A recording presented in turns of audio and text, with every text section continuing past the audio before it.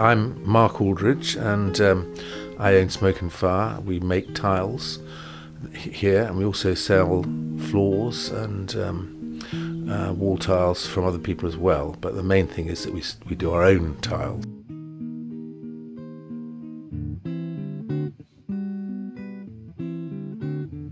The ideas come obviously from looking around, looking at nature, drawing, lots of drawing going on, and then from the drawing comes the making. Making starts with the clay, which we actually don't get locally, unfortunately. We get from Stoke-on-Trent up in the Midlands, and then we make the tiles by extruding from a tile extruder, and then we have to cut them up by hand and model them in various ways by impressing things into them and stuff. And then the clay has to dry, because if it's wet and it goes into the kiln, the tiles will explode really. So it has to dry, and then once it's dried, then it has to be glazed. Normally we just do one firing, so it's glazed and then put into the kiln. The kiln goes up to a pretty high temperature, up to about 1250 degrees centigrade, which is yellow heat really. And then after a day it comes out, and then that's the process, the main process. And then we can, if we're going to be doing some on-glaze painting of, like, for instance, Dell figures and stuff, we can put those on and then refire them in another kiln at a much lower temperature, and then the whole thing will be finished by then.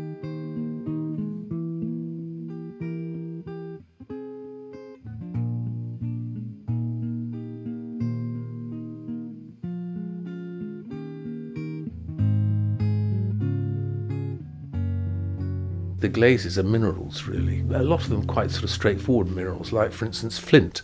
And flint, which is crushed up, is a very good ingredient to put into a glaze. And then you've got things like sort of feldspar and whiting, all these products, China clay, which actually used to come from St Austell down in Cornwall, but it comes from elsewhere now.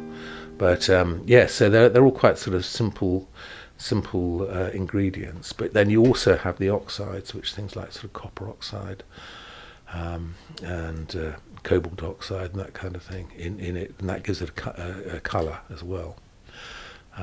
So those are the ingredients, and then you've got the on-glaze paints, which you can paint straight onto the tile, and then they'll fire, pretty much looking the same as you've actually painted them on. But most glazes, the underglaze doesn't look anything like the final result when you actually apply it. It looks completely different, and then it goes through the heat, and the heat changes it and produces the glaze that you can see at the end of the process.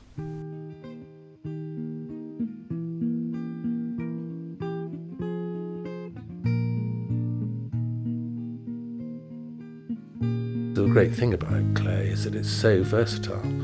So, you can sort of put the end of a spanner, for instance, into the clay to make a little indentation, which we do. We made these bird shapes, for instance, out of wood, which we can then impress into the clay.